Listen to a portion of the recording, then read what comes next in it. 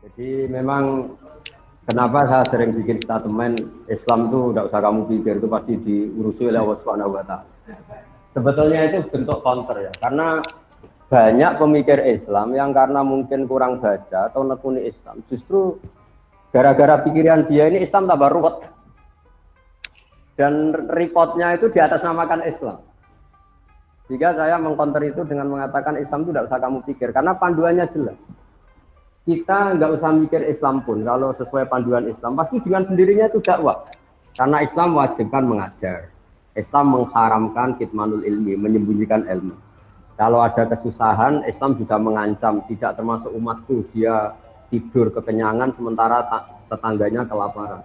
Tidak termasuk umatku orang yang membiarkan sekelilingnya bodoh sementara dia pinter. Jadi sebetulnya kalau mengikuti panduan-panduan Islam itu bagus.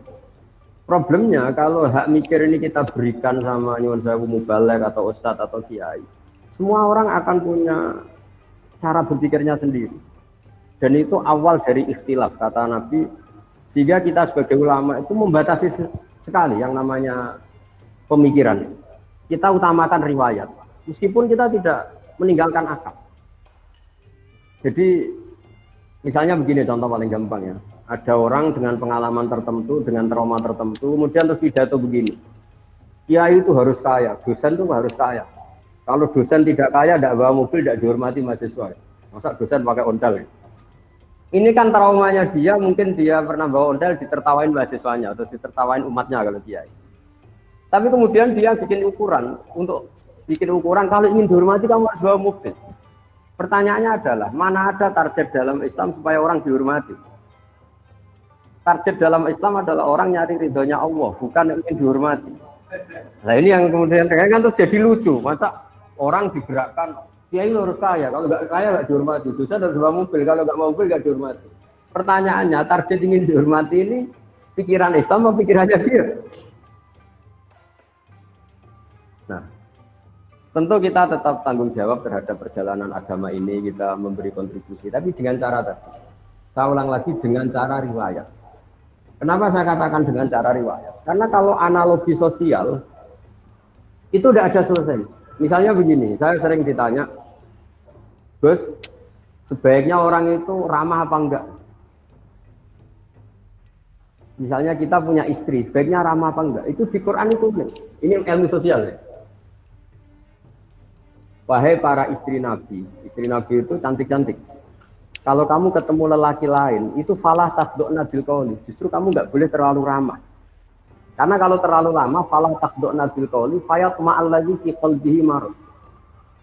Ada perempuan cantik yang ketemu bapak-bapak ramah, senyum. Mungkin pikiran lelaki ini bukan dinilai ramah. Wah, berarti ini mau sama saya, kan jadi repot. Sehingga kalau ilmu sosial semuanya mungkin ramah yang sesuatu yang baik, tapi orang yang hatinya sakit, ada penyakitnya, kata Allah, fayat ma'alladzi fi qalbihi marad. Kita sopan sama orang sopan terkenal dermawan. Kena penipu, ini dianggap satu objek. Wah, kapan-kapan nipu orang ini ya, potongannya kok gampang ditipu. Jadi ilmu sosial itu ilmu yang mengeruwet. Karena kebaikan sosial ini akan dimanfaatkan orang-orang fasik, orang-orang durhaka untuk keburukan. Sehingga Islam itu mengelola sosial itu ya agak gampang karena memang logika sosial itu. Makanya pertama Imam Syafi'i ngaji Imam Malik itu gejolokannya gini, dan saya mengenang betul gejolokan itu. Ya Syafi'i, wahai Syafi'i, kamu punya dua pembantu. Terus dua pembantu ini yang satu kamu cerdas, yang satu ini cerdas, kamu perintahkan ikhla hadis safra. Batu besar itu coba kamu tarik, kamu bongkar. Fa inna tahtaha daban, karena di bawah itu ada emas. Terus yang satu nggak tanya, langsung dibongkar.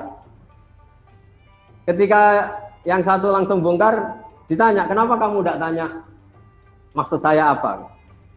Terus kata pembantu tadi, saya hanya ingin nurut sama jenengan. Jadi nggak penting di bawah ada emas apa enggak. Kalau yang nyuruh jenengan tetap saya bongkar. Yang satu enggak.